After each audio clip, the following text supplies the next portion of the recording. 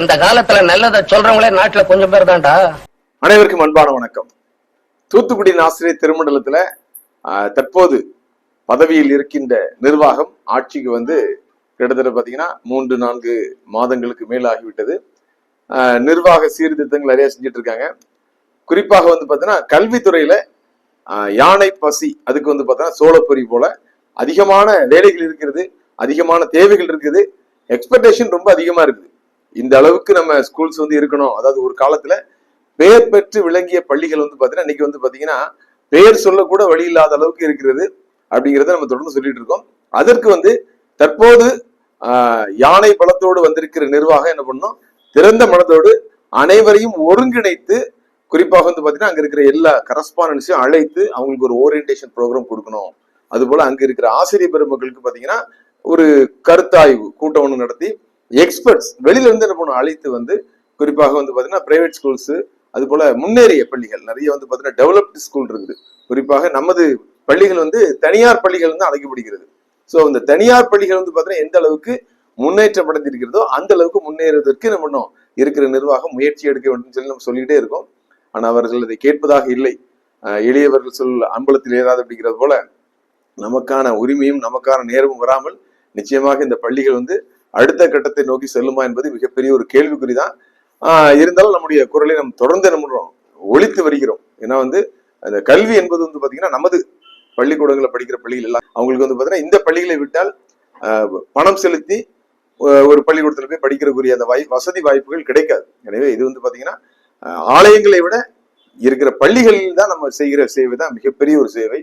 அதை தொடர்ந்து செய்யணும். ஆனா வந்து காலப்போக்கில இந்த பள்ளிகள் எல்லாம் கரைந்து போய்விடுமோ என்று ஒரு மிகப்பெரிய அச்சம் இருக்கிறது. அதை தற்போது இருக்கிற நிர்வாகம் கருத்தில் எடுத்து செயல்படுமா என்று தெரியவில்லை, காத்திருப்போம். இருந்தாலும் பாத்தீங்கன்னா நாம் என்னதான் குறைகள் சொன்னாலும் நிறைகளையும் தொடர்ந்து சொல்லிக் கொண்டிருக்கிறோம். அப்படி ஒரு நிறைவான ஒரு நிகழ்ச்சி வந்து பாத்தீங்கன்னா தூத்துக்குடி ஆசிரியர் திருமண்டலத்துல நடந்திருக்கிறது. குறிப்பாக நாசிரியத்தில் உள்ள மர்காஷியஸ் கல்லூரி, அந்த கல்லூரிக்கு வந்து பாத்தீங்கன்னா யாரு செயலாளர்னா நமது 5 பதவி அண்ணன் எஸ்.சி. ராஜநந்தன் தான் பாத்தீங்கன்னா செக்ரட்டரியா இருக்காங்க.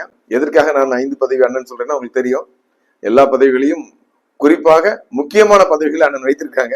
ஸோ அதனால பார்த்தீங்கன்னா 5 பதவி அண்ணன் என்று சொல்வதில் மிகையல்ல. ஸோ சில நாட்களுக்கு முன்னால வந்து பார்த்தீங்கன்னா ஒரு விளம்பரம் கொடுத்திருந்தாங்க.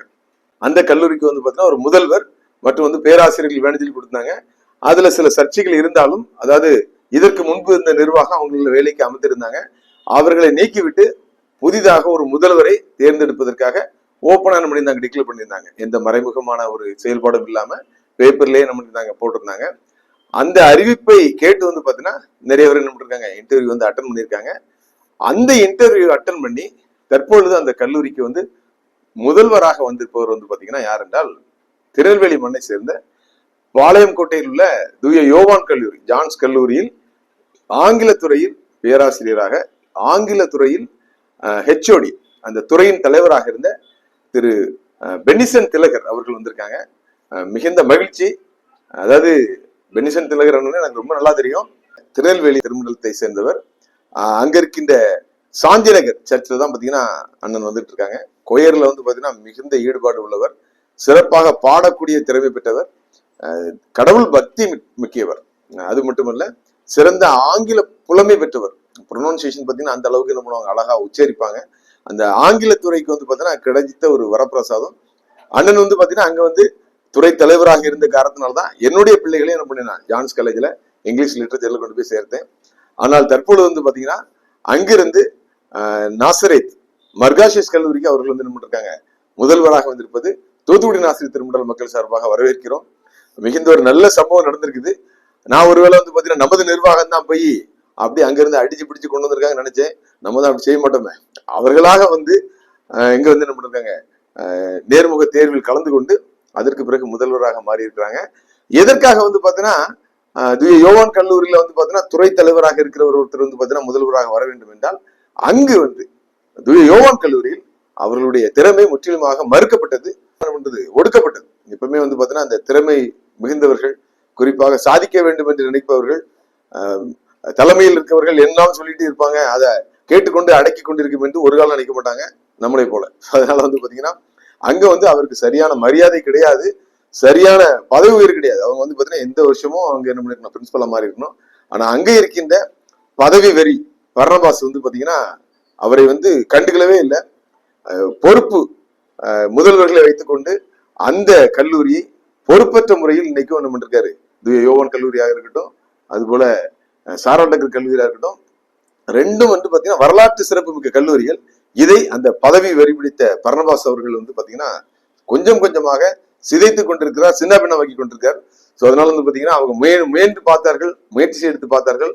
அல்ல அந்த மூழ்குகிற கப்பல்ல வந்து பாத்தீங்கன்னா இருந்து நாமும் மூழ்கிறதை விட ஒருவேளை எஸ்கேப் ஆயிருன்னு சொல்லி எஸ்கேப் ஆயிட்டாங்கன்னு தெரியல. அண்ணன் தூய யோவான் கல்லூரிக்கு வந்து பாத்தீங்கன்னா மிகப்பெரிய ஒரு இழப்பு.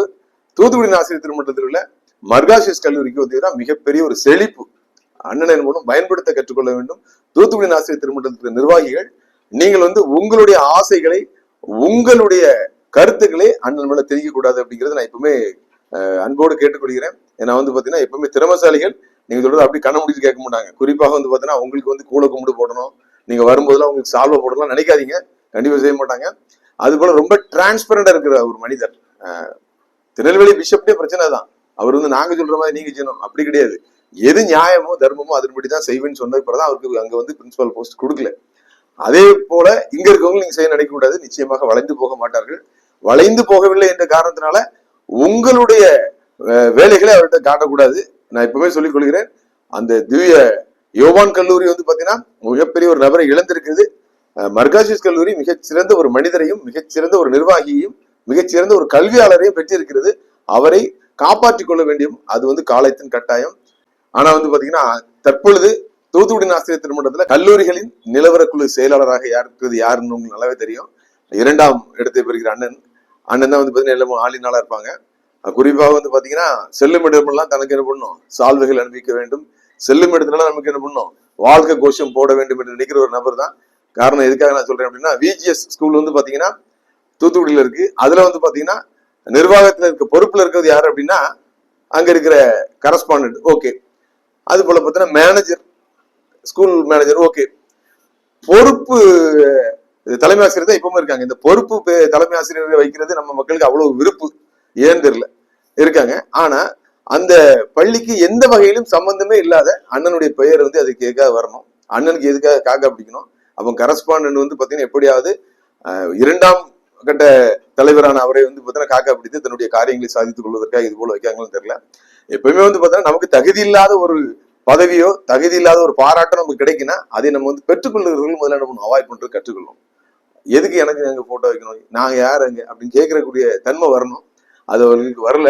சோ அதனால வேற ஒரு இடத்துல தான் பணியாற்றாத, தான் வந்து பதவியில் இல்லாத ஒரு இடத்துல வந்து அண்ணன் வந்து போட்டோ எதிர்பார்க்கும் போது இந்த கல்லூரி வந்து பாத்தீங்கன்னா அவருடைய நிர்வாகத்துக்கு கீழே தான் வரும். அப்படி இருக்கும்போது பாத்தீங்கன்னா வரும்போது போகும்போதெல்லாம் காருக்கு டோரை திறந்து விடணும், என்ன பண்ணும், சேரை கொடுக்கணும் அப்படிலாம் நினைக்க கூடாது.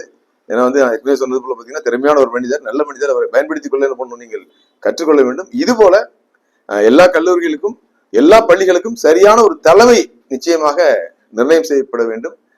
தலைவர் நல்லா இருந்தா தான் என்ன வாழ் சரியா இருக்கும். இன்னைக்கும் தூத்துக்குடி ஆசிரியர் திருமண்டலத்துல நிறைய பள்ளிகள்ல வந்து பாத்தீங்கன்னா சரியான தலைமை ஆசிரியர்கள் இல்ல, மிகப்பெரிய குறையாக இருக்கிறது. அதை தற்போது இருக்கிற நிர்வாகம் வந்து பாத்தீங்கன்னா கவனத்தில் எடுத்து உடனடியாக என்ன பண்ணும், திறமையானவர்களுக்கு, உங்களுக்கு அடிமையானவர்களுக்கு தலைமை ஆசிரியர் கொடுத்து எந்த பிரயோஜனம் இல்லை. திறமையான மனிதர்களுக்கு அவர்கள் எந்த அணியை சேர்ந்தவர்களாக இருந்தாலும் அவர்களை சீர்தூக்கி பார்த்து அவர்களுடைய திறமைக்கு மதிப்பு கொடுத்து என்ன பண்ணும், தலைமை ஆசிரியர் பதவி கொடுக்கணும். அது போல ஆசிரியர்களும் நிறைய பேர் இருக்காங்க, வெயிட் பண்ணிட்டு இருக்காங்கன்னு நினைக்கிறேன். ஸோ அதனால அவங்களுக்கு என்ன பண்ணும், தகுதியான ஒரு இடத்துக்கு, அதாவது கவர்மெண்ட்ல எப்படி வந்து கவுன்சிலிங் முறையில வந்து பாத்தீங்கன்னா டிரான்ஸ்பர் கொடுக்காங்களோ அது மாதிரி கொடுத்து நீங்க அப்படி கொடுக்கறனால வந்து பாத்தீங்கன்னா உங்களுக்கு ஒரு நல்ல நிர்வாகம் என்ற ஒரு பெயர் கிடைக்கும். அதுபோல அவர்கள் விரும்பி செல்கிற பள்ளிகள்ல சிறப்பான ஒரு கல்வி கிடைக்கும். மாணவர்களும் சிறப்பாக இருக்காங்க. அப்படி சிறப்பாக இருக்கும் பொழுது மாணவர்களும் ஆசிரியர்களும் மகிழ்ச்சியாக இருக்கும்போது நிச்சயமாக அந்த கல்வி நிலையம் சிறந்த கல்வி நிலையம் என்று பெயர் பெறும். அப்படி ஒரு கல்வி நிலையங்களை வைத்திருப்பது தூத்துக்குடி ஆசிரியர் திருமண்டலத்துக்கு தான் மிகப்பெரிய ஒரு பெயரை கொண்டு வரும் என்பதில் எந்த விதமான ஐயமும் இல்லை, மாற்று கருத்தும் இல்லை. சோ இதை வந்து தற்போது இருக்க நிர்வாகம் செய்ய வேண்டும். ஒருவேளை நீங்க செய்ய மறந்தனா வருகின்ற காலங்களில் வந்து பாத்தீங்கன்னா உங்களுக்கு எதிரானவர்கள் தோண்டி கொண்டே இருக்கிறார்கள். அது உங்களுக்கு தெரியல. நம்ம வந்து நம்ம ஒன் சைடா அடிச்சுட்டு வந்துட்டோம், நமக்கு எதிரிகளே இல்லை, கண் கிட்டிய தூரம் வரைக்கும் நமக்கு வந்து ஆப்போசிட் ஆளுன்னு நினைக்கக்கூடாது. நிறைய பேர் அதிருப்தியில இருக்காங்க. நிறைய டிசி பெருமக்கள் வந்து பாத்தீங்கன்னா எங்க ஐயரை மாத்திர, எங்க சபையில் இது நடக்கல, அது நடக்கல, எதுன்னு சொல்லி பாத்தீங்கன்னா ஏராளமான எதிர்ப்புகளும் ஏராளமான சந்தேகங்களும் உங்கள் மேல் எழுந்து கொண்டே இருக்கிறது. எனவே கர்த்தர் உங்களுக்கு கொடுத்த பொறுப்பை சிறப்பாக செய்யுங்கள். உங்களை தாழ்த்தி உங்களை மறைத்து திருமண்டலத்தையும் திருமண்டலத்தின் அதிகாரியாகிய கத்தரை மகிமைப்படுத்துங்கள். மீண்டுமாக மர்காசிஸ் கல்லூரியின் முதல்வராக பொறுப்பேற்கின்ற பெனிசன் திலகர் அவர்களுக்கு தூத்துக்குடி ஆசிரியர் திருமண்டலம் சார்பாகவும் பிரம்பு சமூக ஊடகம் சார்பாகவும் மனமார்ந்த வாழ்த்துக்களையும் நன்றியை தெரிவித்துக் கொள்கிறேன். அனைவருக்கும் நன்றி. சொல்றவன் சொந்த வாழ்க்கைய பத்தி எல்லாம் கிளறி பார்க்காதே. அவன் சொல்றதுல அறிவுக்கு பொருத்தமா இருந்தா நடங்க.